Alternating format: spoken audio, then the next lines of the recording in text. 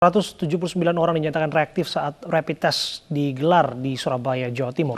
Tes cepat digelar di dua tempat, yakni di Gedung Juang 45 serta Gedung KONI Surabaya.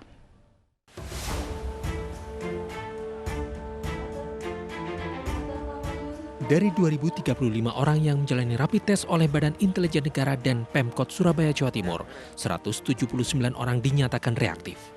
Tes cepat digelar di dua tempat, yakni di Gedung Juang 45 serta halaman Plaza Marina, Surabaya, Jawa Timur. Selain didukung tenaga medis, rapid test massal juga didukung analis laboratorium, dilengkapi mobil laboratorium COVID-19. Ribuan warga ikuti rapid test gratis seiring dengan tingginya jumlah kasus positif corona di Jawa Timur. Ya awalnya sih tegang ya, cuma karena kepepet kebutuhan kan, karena sekolah kan wajib ada tes gini gitu, karena harus balik pondok harus syaratnya ada gini. Alhamdulillah Surabaya gratis, kalau di klinik kan biasanya bayar 300, soalnya bapak saya kemarin bayar 400. Terus hasilnya nanti gimana, Bu? Hasilnya ini negatif. Rapid test dilakukan secara menyeluruh diharapkan dapat mengatasi wabah corona di Surabaya.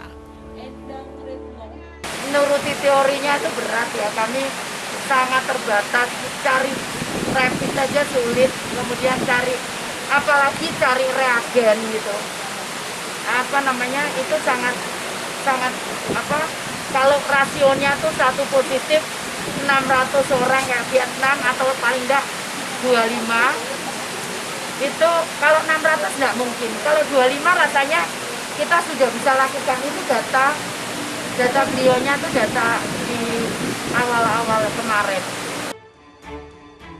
Dalam rapid test hari ke-14, BIN menyediakan 3.000 alat rapid test dan 2 mobil lab untuk tes PCR atau swab test setiap harinya. Mobil lab BIN untuk kota Surabaya dapat mengambil 300 sampel per hari. BIN akan memperpanjang jadwal rapid test massal hingga 15 Juni 2020. Dari Surabaya, Jawa Timur, Hari Tambayong, iNews melaporkan. 15 aparatur sipil negara di lingkungan pemerintah Kota Semarang dinyatakan positif terjangkit virus corona. 10 orang yang terjangkit diantaranya berstatus pejabat pemerintah Kota Semarang.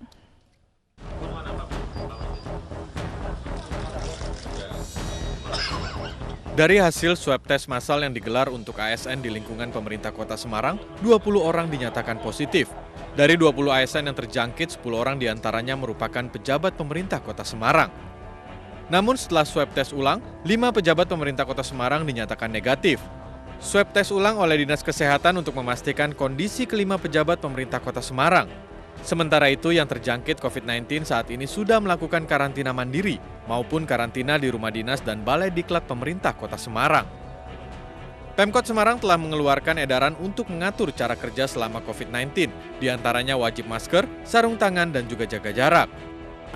Kita minta masing-masing dinas untuk melakukan pembenahan, terutama di dalam pengaturan kapasitas tempat.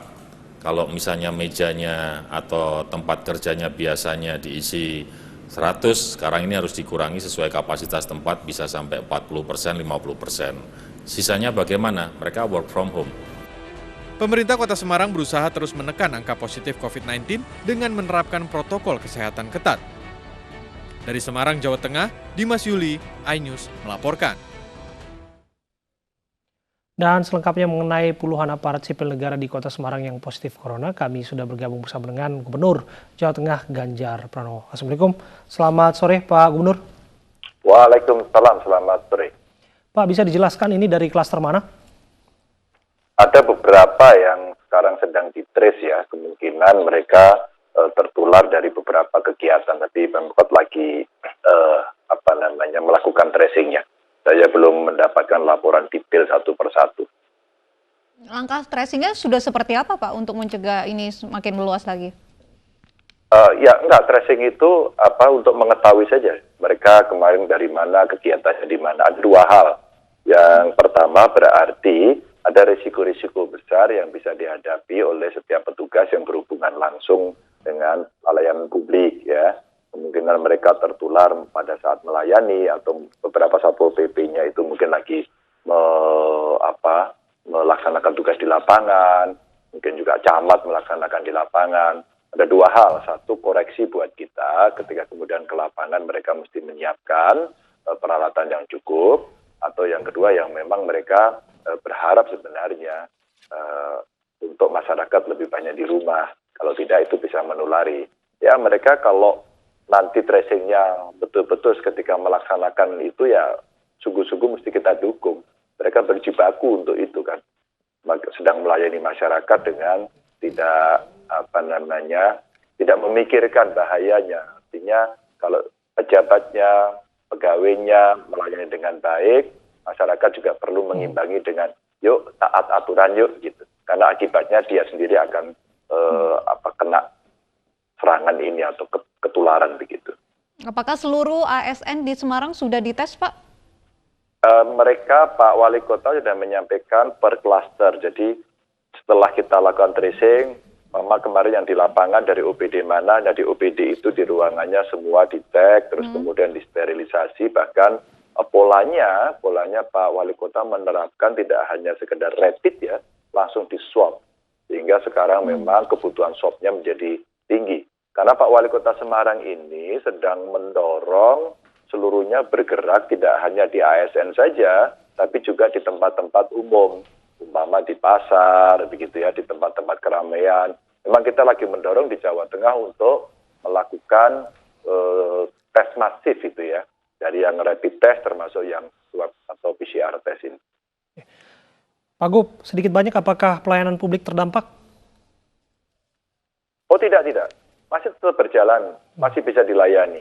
Karena sebenarnya mereka sendiri kan OTG ya, OTG. Tapi begitu kemudian di swab itu positif, ya kemudian mereka kita istirahatkan. Ya. Pak Wali Kota cukup cekatan soal ini, sehingga mereka bisa diistirahatkan. Dan beberapa dites ulang, kalau tidak salah yang lainnya negatif begitu. Sehingga yang negatif bisa bekerja kembali. Namun Pak Wali Kota mengambil tindakan yang cukup bagus, akhirnya dipotong sampai dengan 50% work from home. Maka di provinsi pun sama, kemarin waktu tanggal 5 kita mulai masuk, waduh saya melihat ruang kerjanya agak berdesak-desakan begitu, maka saya juga putuskan per Senin kemarin mereka 50% saja lah, yang 50% tetap work from home begitu ya. Karena khusus untuk Kota Semarang ini lagi ada peningkatan. Pak Wali mengejar betul dengan rapid test, dengan PCR test gitu, untuk mengetahui sebanyak-banyaknya. Juga surveillance-nya ini yang bisa membantu untuk mengetahui seberapa peredaran yang ada. Makanya kemarin pembatasan kegiatan masyarakat juga diperpanjang lagi dan saya mendukung itu. Ya, dengan adanya 15 ASN yang positif ini kemudian dilakukan pengaturan ulang begitu tata kerjanya, apa saja yang berubah, Pak Ganjar?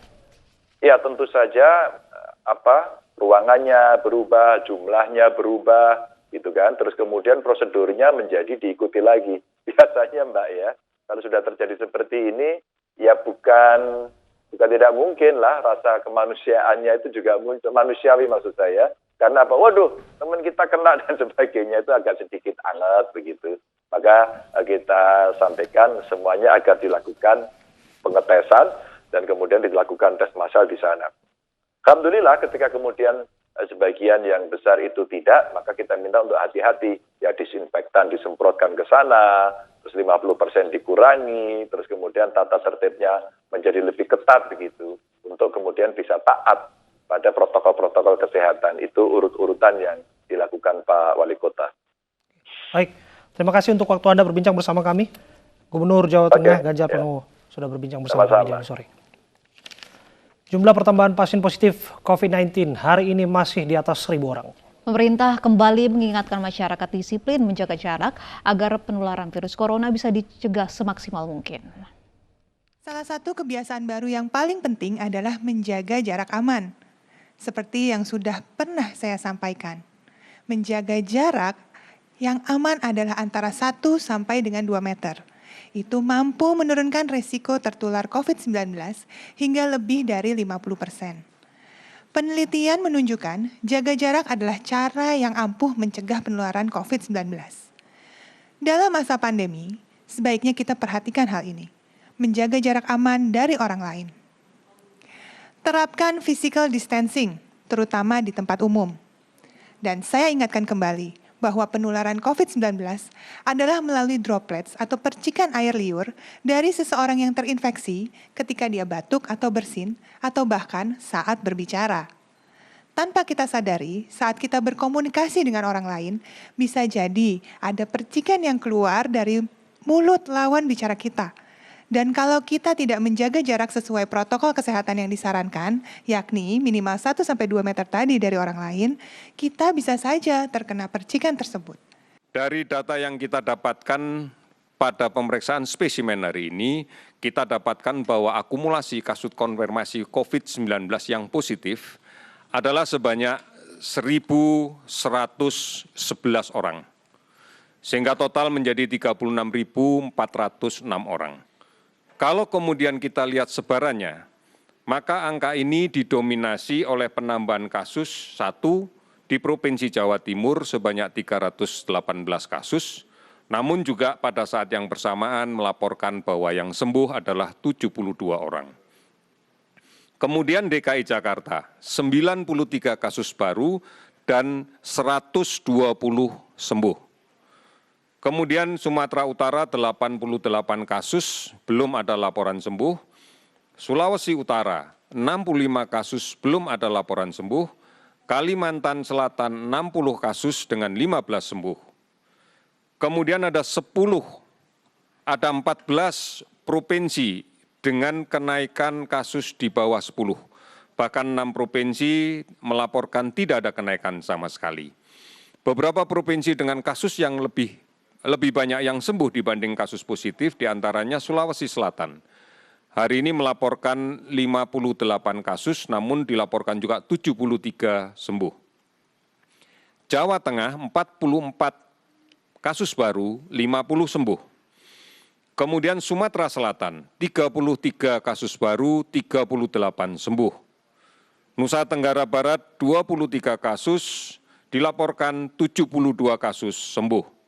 Jawa Barat 19 kasus positif baru, 41 sembuh. Sumatera Barat 10 kasus baru, 15 sembuh. Kalimantan Timur 8 kasus baru, 11 sembuh. Ini adalah bukti bahwa memang sekarang persentase kesembuhan jauh lebih tinggi dibanding dengan kematian. Kalau kita perhatikan data akumulasi sampai dengan kondisi saat ini, 35,8% sembuh, sedangkan kematian berada di kisaran 5,67%. Seorang perawat yang bertugas di Puskesmas Kerangan di Serpong, Tangerang Selatan, sembuh dari COVID-19. Selama 2 pekan ia menjalani isolasi di rumah lawan COVID-19 dan harus jauh dari anggota keluarga. Inilah sosok Nur Laili, seorang perawat yang bertugas di Puskesmas Keranggan Serpong, Tangerang Selatan, Banten. Ibu dari 2 anak, warga Gunung Sindur, Kabupaten Bogor, merupakan salah satu pasien yang dinyatakan sembuh dari virus corona. Setelah 2 pekan menjalani isolasi di rumah lawan COVID-19, Tangerang Selatan. Sembuh dari COVID-19, Nur Laili pun prihatin dengan masyarakat yang tidak mematuhi protokol kesehatan sesuai anjuran pemerintah.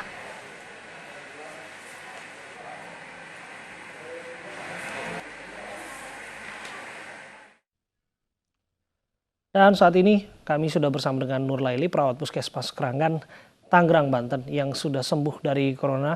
Assalamualaikum, selamat sore Mbak Nur Laili. Ya, waalaikumsalam warahmatullahi wabarakatuh, Mas Abraham. Ya, kami turut berbahagia atas apa yang sudah Anda lalui. Bisa diceritakan kepada kami hingga pada akhirnya Anda sembuh? Alhamdulillah sih saya sudah melalui karantina 15 hari di rumah lawan COVID Tangsel. Dan memang awalnya saya reaktif untuk hasil rapidnya dan di karantina. Dan alhamdulillah sekarang saya sudah beraktivitas kembali di Puskesmas Keranggan. Saya termasuk OTG, orang tanpa gejala. Awalnya saya dirapid di Puskesmas ketika memang ada kewajiban untuk staff cek rapid. Dan saya hari itu dicek dan memang imun saya lagi menurun. Dan setelah petugas lab bilang bahwa hasil saya reaktif, cukup sedih sekali saya. Karena saya nggak percaya, padahal saya selalu pakai masker, cuci tangan, jaga jarak, APD selalu gitu. Saya bertanya-tanya dari mana saya terpaparnya gitu. Ya saya juga manusia biasa, tetapi sebagai nakes saya sudah mengikuti protokol atau untuk protokol kesehatan ini saya sudah lakukan. Saat menjalani masa karantina begitu, Anda orang tanpa gejala. Lalu apakah ada pengobatan khusus yang Anda ambil begitu, yang Anda konsumsi? Alhamdulillah karena saya orang tanpa gejala, jadi saya minum vitamin, hanya vitamin. Dan tetap alhamdulillah di rumah lawan COVID itu terjamin untuk makan, proteinnya sangat banyak sekali, dan sayur-sayur pokoknya sangat menjamin banget di rumah lawan COVID, sehingga saya selama di rumah lawan COVID juga tidak ada gejala gitu. Saya tetap konsumsi obat, pagi-pagi olahraga, terus nanti jam 10 jam 11 perenggangan, jemur-jemur. Itu saat saya di rumah lawan COVID. Dan memang di saat di karantina itu saya bersyukurnya saya bisa beribadah dan fokus untuk penyembuhan saya. Tetapi yang paling sedih banget itu saya pisah sama anak saya. Karena biasanya anak saya yang 5 tahun itu tidurnya bareng saya gitu. Setelah di rumah lawan COVID itu yang bikin saya sedih, karena biasanya saya meluk anak saya itu tidak. Biasanya masakin suami itu juga enggak gitu. Nah itu yang bikin sedih di karantina. Makanya setelah saya lihat banyak berita yang orang mengabaikan protokol kesehatan, saya sangat sedih karena saya ngerasain karantina gitu. Ya saya sih berharap orang yang di luar, terutama yang memang kalau berbisnis pastilah orang-orang kalau misalnya mau jualan silakan, tetapi pakai masker. Tapi kalau orang-orang yang kumpul nggak jelas, tolong jangan dulu gitu, nggak usah reuni-reunian dulu, nggak usah kumpul-kumpul yang nggak jelas lah. Tapi kalau untuk ekonomi silahkan, saya mendukung kalau untuk ekonomi. Tapi kalau untuk ngumpul nggak jelas, ngopi-ngopi nggak jelas, apalagi nggak pakai masker, itu yang saya sedihin gitu. Anda apalagi harus jauh begitu dari anak selama masa karantina. Bagaimana dukungan keluarga hingga Anda bisa sembuh saat ini? Itu alhamdulillah keluarga saya yang di Padang, kakek saya manggilnya papi, orang tua dari suami alhamdulillah selalu telepon. Adik ipar saya, orang tua saya yang di Cilegon, selalu video call, teman-teman saya di puskesmas juga selalu menyemangati saya. Pokoknya alhamdulillah saya di sekelilingi orang-orang baik, alhamdulillahnya gitu. Dan di rumah saya juga yang Gunung Sindur sampai saat ini sebenarnya belum tahu saya itu positif. Tapi benar-benar saya amanah sekali dia. Hanya dia doang yang tahu, yang lain tidak tahu. Dan sampai sekarang belum tahu saya sebenarnya karantina. Apa yang ingin Anda sampaikan kepada mungkin orang di luar sana yang juga sedang berjuang untuk sembuh dari COVID-19 ini?